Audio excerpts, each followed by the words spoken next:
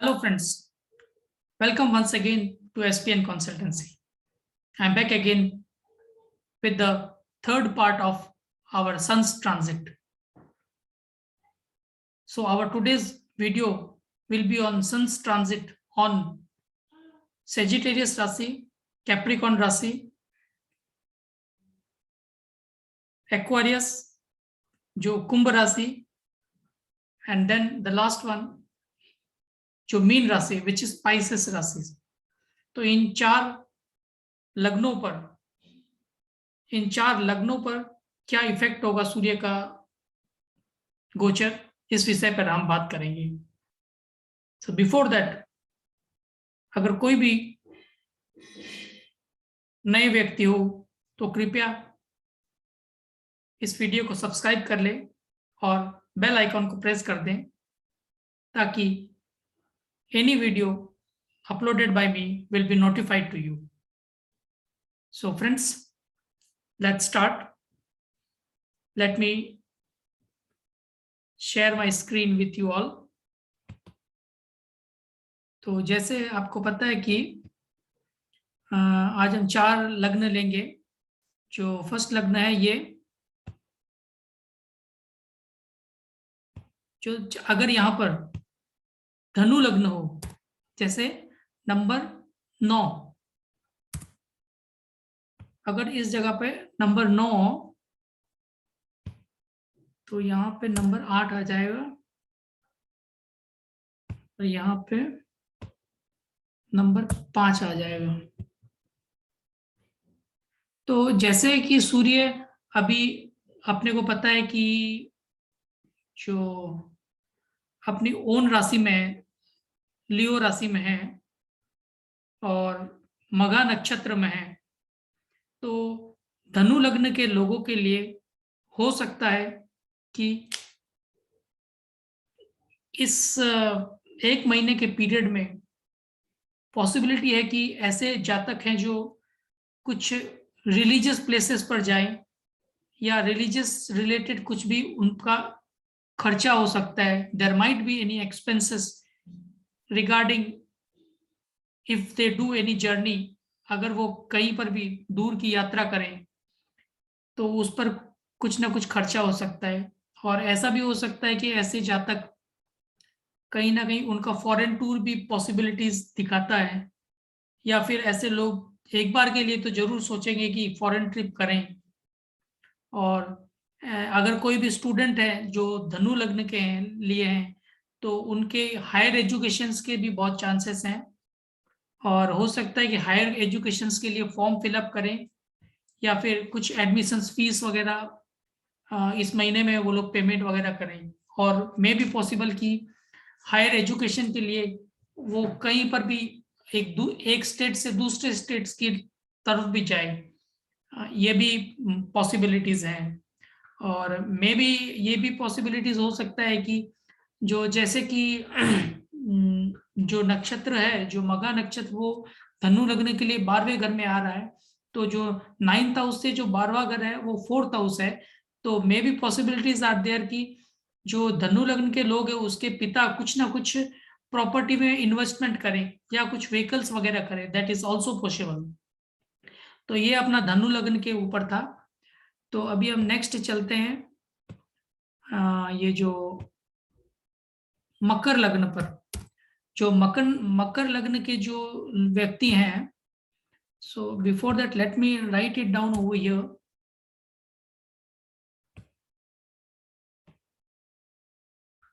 तो जो मकर लग्न के लिए जो व्यक्ति हैं, मकर लग्न के लिए जो व्यक्ति हैं, उनका जो सूर्य आएगा वो 8वें घर में आएगा.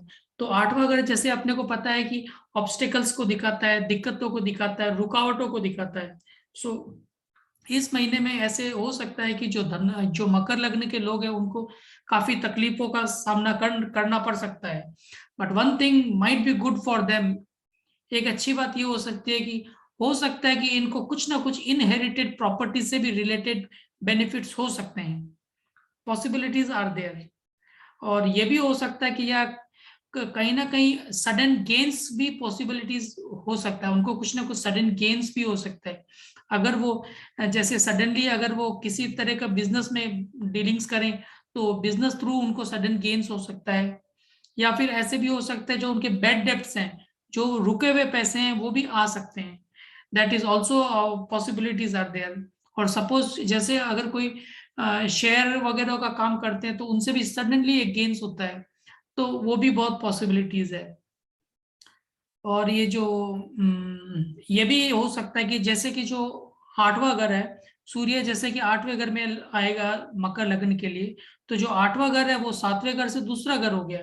तो जो मकर लग्न के लोग हैं उनकी वाइफ वाइफ के थ्रू से या वाइफ को भी कुछ ना कुछ गेन्स या प्रॉफिट्स या उनकी जो भी इच्छाएं हैं वो भी पूर्ति हो सकती है। So that is also possibilities are there. और बट ये श्योर है कुछ ना कुछ गेन्स उनको जरूर जरूर होगा। कुछ एफर्ट्स या कुछ हार्डवर्क या कुछ तकलीफ के बाद में भी उनको गेन्स की भी पॉसिबिलिटीज हैं। तो और ये उनके जो मकर लग्न के लोग हैं उनका जो अगर बड़ा भाई है तो उनसे रिलेटेड भी कुछ ना कुछ इवेंट्स हो सकता है। पॉसिबिलिटीज बड़े भाई को कुछ ना कुछ ऐसे कुछ तकलीफों का भी सामना करना पड़ सकता है। तो ये अपना जो मकर लग्न पे था। तो अब जो नेक्स्ट जो अपना लगन आएगा वो है कुंभ लगन। अगर किसी का भी यहाँ पर कुंभ लगन होता है तो जो सूर्य की जो राशि आएगी वो सप्तम भाव में आएगी और जो वृश्चिक राशि आएगी वो ये 10वें घर में आएगी। तो जो कुंभ लग्न के लोग हैं तो उनका जो सिंह लग्न जो होगा सप्तम भाव में पड़ेगा और जो उनका उसका जो नक्षत्र है वो 10वें भाव में पड़ेगा। तो हम ये कह सकते हैं कि उनसे वाइफ से रिलेटेड कुछ ना कुछ इवेंट्स हो सकते हैं, कुछ पार्टनरशिप से रिलेटेड कुछ ना कुछ इवेंट्स हो सकते हैं। एनी सॉर्ट ऑफ अगर मैरिज करने लायक उम्र है, जैसे अगर कोई 24 से 30 साल के अंदर अंदर में है तो पॉसिबिलिटीज आर देयर कि मैरिज की बातचीत भी उनकी चल जाए।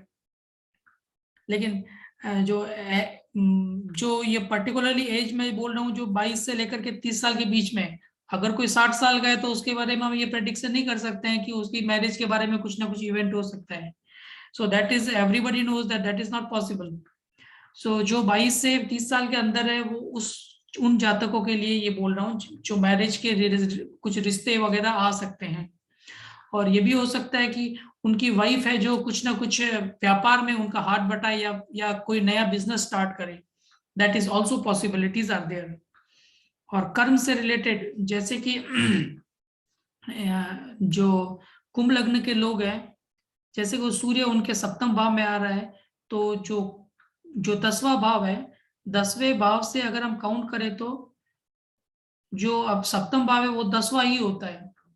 10 से 10 तो आ रहा है, तो कुछ ना कुछ व्यापार में कुंभ लगने के लिए व्यापार में कुछ ना कुछ वो कुछ सोच सकते हैं। एनीथिंग ग्रोथ के बारे में कुछ सोच सकते हैं या कुछ नया बिजनेस करने के बारे में भी जरूर सोचेंगे ऐसे लोग इस महीने सूर्य के लग्न के बारे में, सूर्य के लग्न में। और any type of travelling is also may be possible. Travelling के बारे में भी कुछ इवेंट्स हो सकते हैं।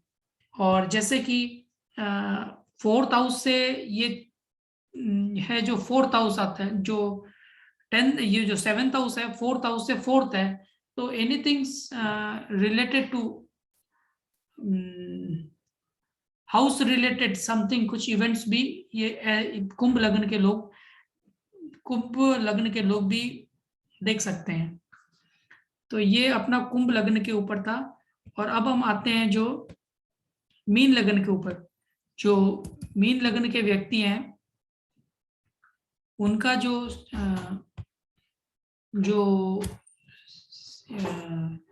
सिंह राशि जो आएगी वो सप्तम 6ठे भाव में आएगी। और 5 6 7 और जो इनके जो वृश्चिक राशि है वो 9वें भाव में आएगी। मैं आपको मार्क करके दिखा देता हूँ यहाँ पर, आपको इजी रहेगा समझने में और मुझे भी समझाने में इजी रहेगा।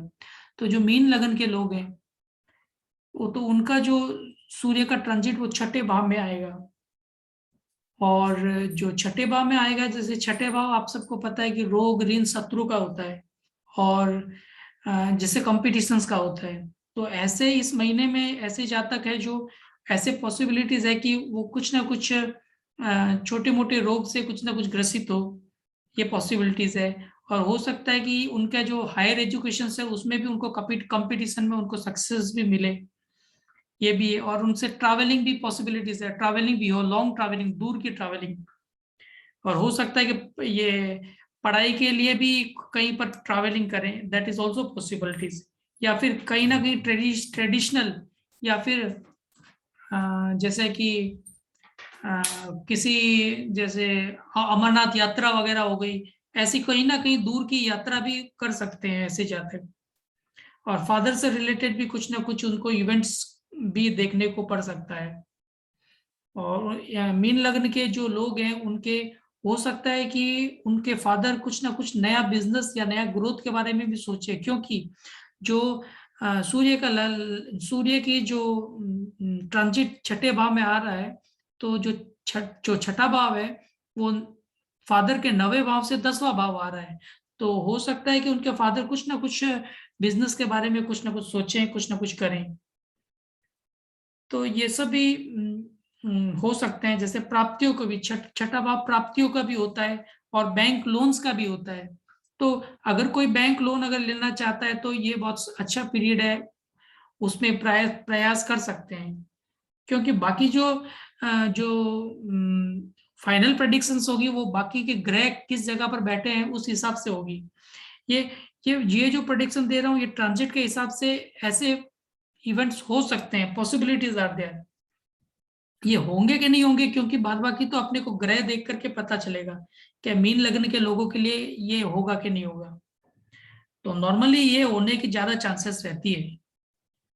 तो ये एक छोटा सा वीडियो था जो 4 लग्नों पे था। उससे पहले भी मैंने 4-4 करके लगन पे सूर्य का ट्रांजिट बनाया था।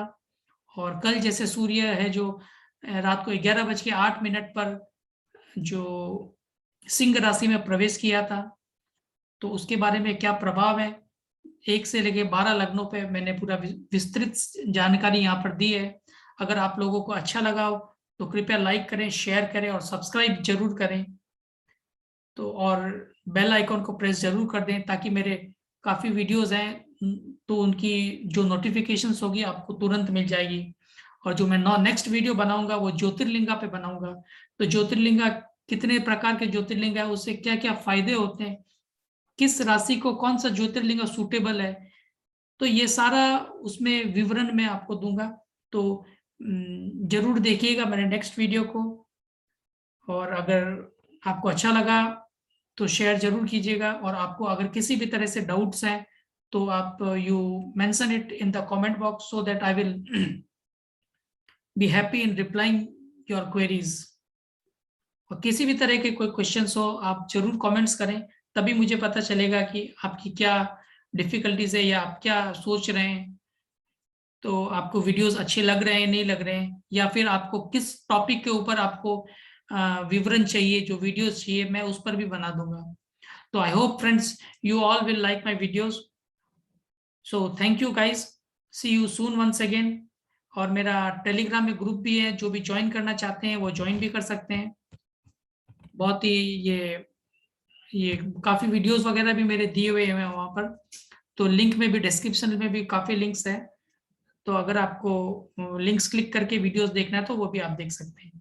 सो thank you guys, see you soon, good night.